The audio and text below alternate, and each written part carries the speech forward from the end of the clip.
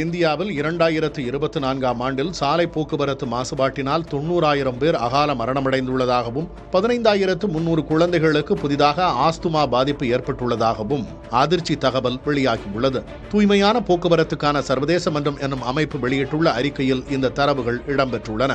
இந்தியாவின் மொத்த வாகனங்களில் 4 விழுக்காட்டுக்கும் குறைவாகவே உள்ள கனரக வாகனங்கள் 79 விழுக்காடு நைட்ரஜன் ஆக்சைடு மற்றும் 64 விழுக்காடு PM 2.5 நுண்துகள் மாசுகளை வெளியிட்டு பெரும் கேடுகளை விளைவிக்கின்றன.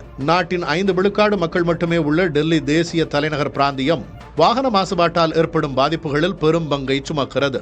இந்தியாவின் ஒட்டுமொத்த குழந்தைகள் ஆஸ்துமா பாதிப்பில் 23 விழுக்காடு இங்கு பதிவாகிறது.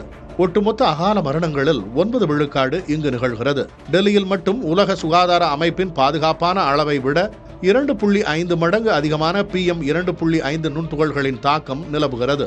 கனரக வாகனங்களை முழுமையாக மின்சார வாகனங்களாக மாற்றுவது ஒன்றே காற்று தரத்தை மேம்படுத்தி உயிர்களை பாதுகாக்கும் என அறிக்கை சுட்டிக்காட்டுகிறது.